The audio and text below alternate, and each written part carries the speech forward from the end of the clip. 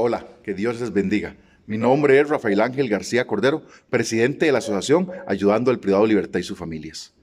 Muchos costarricenses me preguntan por qué creé una asociación para ayudar privados de libertad.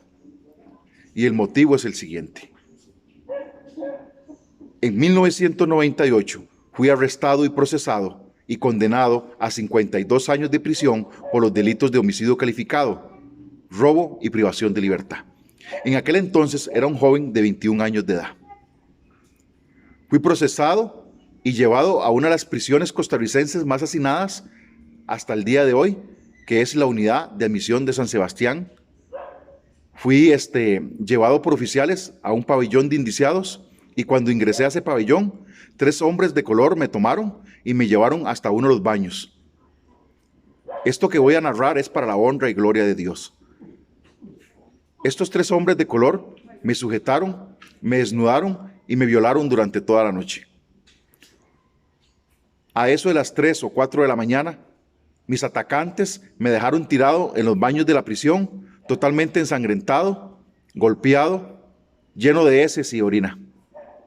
Un anciano se me acercó y me ayudó a levantarme, a bañarme, y me llevó a su celda para descansar.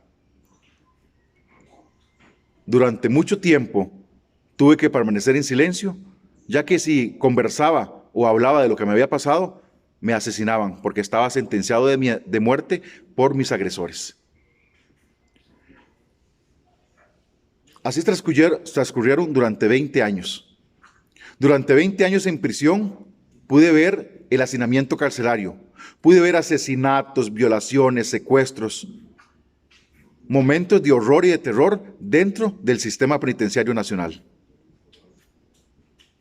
Comencé a tener pérdidas familiares, como la pérdida de mis abuelos, la pérdida de mi madre, de mi padre y de otros seres queridos.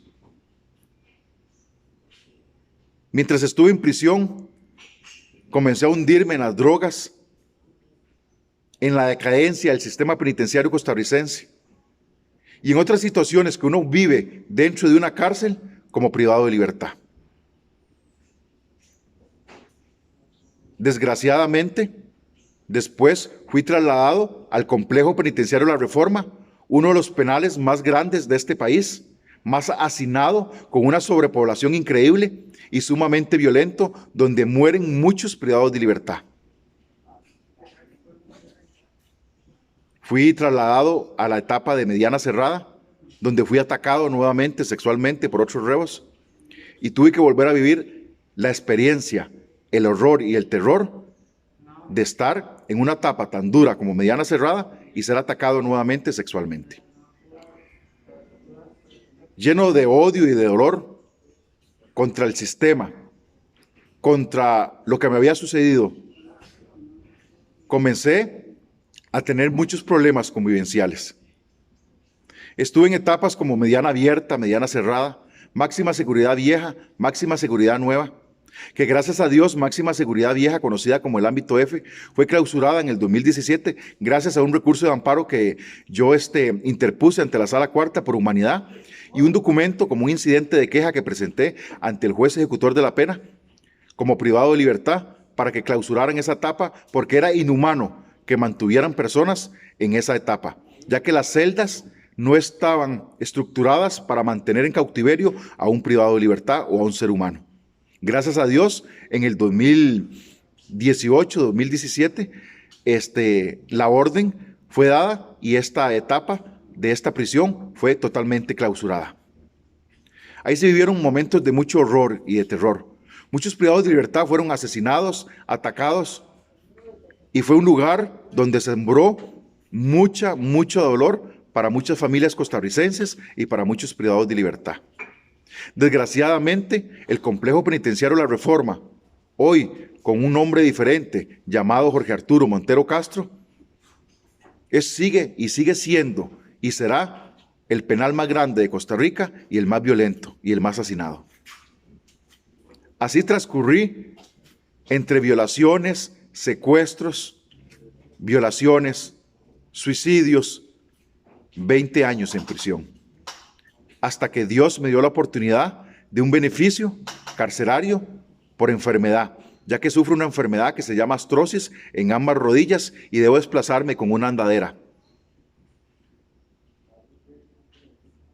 Mi madre murió en el 2010. Yo me encontraba en la celda número 8 del ala F, del ámbito F de máxima seguridad. Esa noche un guardia de la prisión tocó la ventana de mi celda y me dijo: García, le traigo una mala noticia. Su madre acaba de morir. Fueron momentos de mucha tristeza, de mucho dolor. Ya había perdido otros seres queridos como mi padre. Ya había asistido a sus funerales y ahora me daban la noticia de que mi madre había muerto. Me alisté y fui a su funeral. Cuando regresaba y venía en el auto que transportaba reos para conocidos como las perreras, venía con la idea de quitarme la vida, porque ya no soportaba más el sufrimiento de estar en un sistema totalmente olvidado por el gobierno, abandonado, donde toda mi familia, la mayoría había muerto, donde había perdido seres muy queridos y muy cercanos a mi persona, y donde el error y el terror de estar en la cárcel me había consumido. Cuando me ingresaron a mi celda en máxima seguridad ese día, en el año 2010, lo primero que hice fue poner un balde en el baño de mi celda, tomar una sábana y colocarla en la tubería más alta de los baños de mi celda para quitarme la vida. Me coloqué sobre el balde, me puse la sábana en el cuello y cuando iba a suicidarme, comencé a llorar y cuando abrí mis ojos estaba hincado en el piso, haciendo algo que tenía muchos años de no hacer, que era orar. Desde ese día me reconcilié con el Señor y le entregué mi vida a Cristo. Así pasaron y transcurrieron algunos años hasta que en el año 2018 pude obtener un beneficio, el cual estoy gozando hasta ahora. Le cuento este testimonio para la honra y gloria de Dios. Le cuento este testimonio para que usted vea que un privado de libertad no solo es arrestado y enviado a prisión, sino que dentro de la cárcel sufre muchas cosas que tal vez usted no se da cuenta, que las familias no se dan cuenta, que ni los mismos guardias se dan cuenta cuando un reo es atacado sexualmente y violado y ultrajado por otro privado de libertad. Desgraciadamente, dentro del sistema penitenciario nacional es muy común que un privado de libertad sea atacado y violado, sea apuñalado o sea asesinado. Durante 20 años vi morir muchos amigos míos que conocí dentro de la cárcel. Muchos privados de libertad que trataron de defenderse para no ser violados, para no ser atacados. Me acuerdo en Mediana Cerrada cuando muchas familias iban a visitar privados de libertad y habían cuadrillas que se dedicaban a asaltar las visitas. Y cuando usted entraba con su mamá al baño a hacer una necesidad, lo encañonaban a usted con cuchillos hechizos y lo tiraban al suelo y lo inmovilizaban. Y tomaban a su familiar, sea su hermana, su mamá, su esposa, y la violaban. Y le decían: si dice algo, asesinamos a su esposo, a su hermano, a su hijo, después de la visita. Las madres, las esposas, se iban totalmente afectadas, en silencio porque no podían hablar, y se iban para sus casas totalmente destrozadas.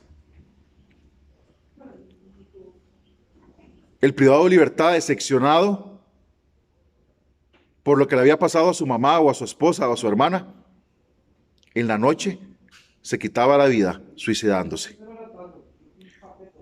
Es realmente muy triste tener que vivir estas cosas dentro del sistema carcelario costarricense y que aún se viven. Aún se viven porque muchos privados de libertad se siguen quitando la vida por diferentes motivos. Gracias a Dios se ha controlado mucho que los visitantes ahora vayan a salones grandes custodiados por la policía, pero antes eran olvidados totalmente. Vi muchos asesinatos de privados de libertad. Vi muchas situaciones que realmente causaban un trauma en la vida de aquellas personas que podían ver asesinatos atroces en prisión.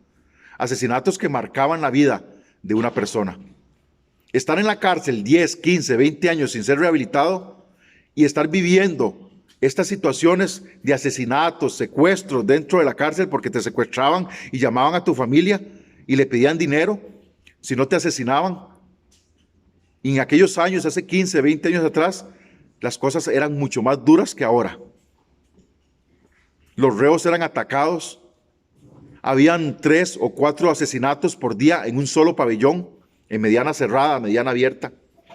Y como les dije anteriormente, pude observar muchos asesinatos y perder a muchos amigos. Durante 20 años, la mayoría de mis amigos, el 98%, fueron asesinados en prisión y muy pocos recuperaron la libertad. Yo quiero que usted pueda comprender que cuando uno se aparta de Dios, cuando se aparta de Cristo, vienen momentos muy difíciles para la vida de uno. Yo pensé que apartado de Dios, mi vida iba a ser otra, pero no fue así. A los 21 años estaba en prisión, sentenciado a 50 años de cárcel, me habían violado en 2 ocasiones y tuve que pasar 20 años en prisión para comprender que sin Cristo yo no era nadie.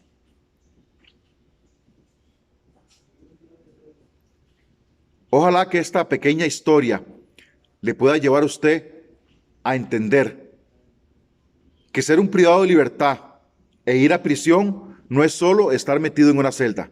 Se viven muchas cosas que te marcan para siempre.